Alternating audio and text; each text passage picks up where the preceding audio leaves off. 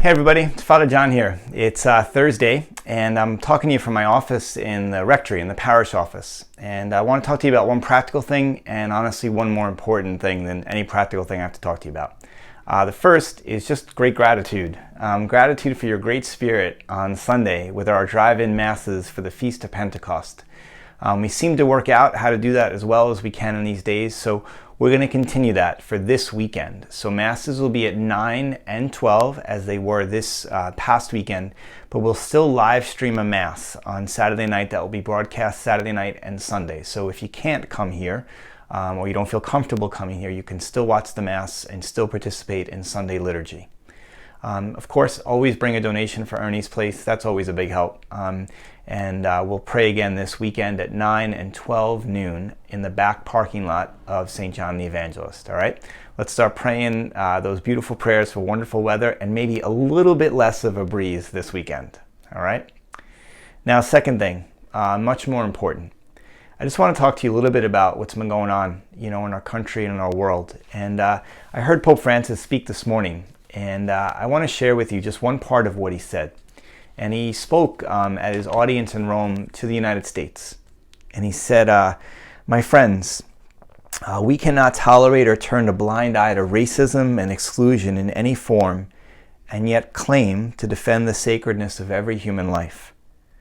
At the same time, we have to recognize that the violence of recent nights is self-destructive and self-defeating. Nothing is gained by violence, and so much is lost.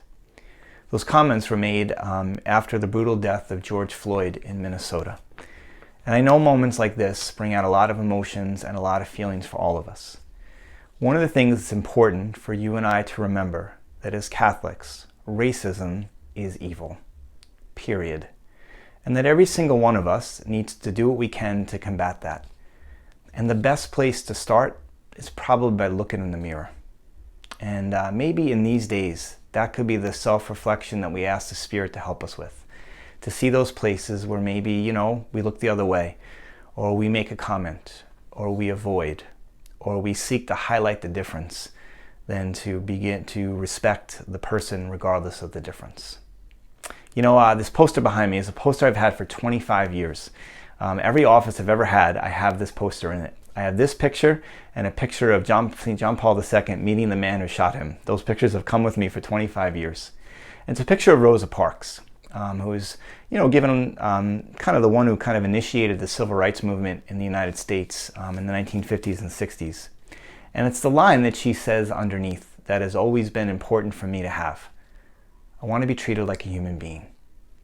When we just see people by their difference, and we just see people because of the color of their skin, or the country they're from, or the economic status they hold, or their past history, we sometimes stop seeing them as human beings.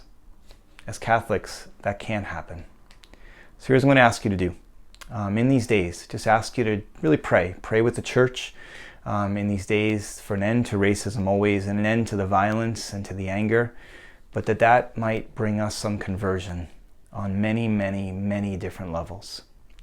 This Friday, I'm going to ask you to join with us in a day of prayer and fasting for an end to racism, for healing in our country, for the healing of our hearts, and that real conversion might happen. So I'm going to ask you on Friday to fast from something. Okay, some of us can't fast from food. Some of us, fast from those phones. How about that? Or fast from something. And whenever you feel that absence, make it a time for prayer and a time to look within.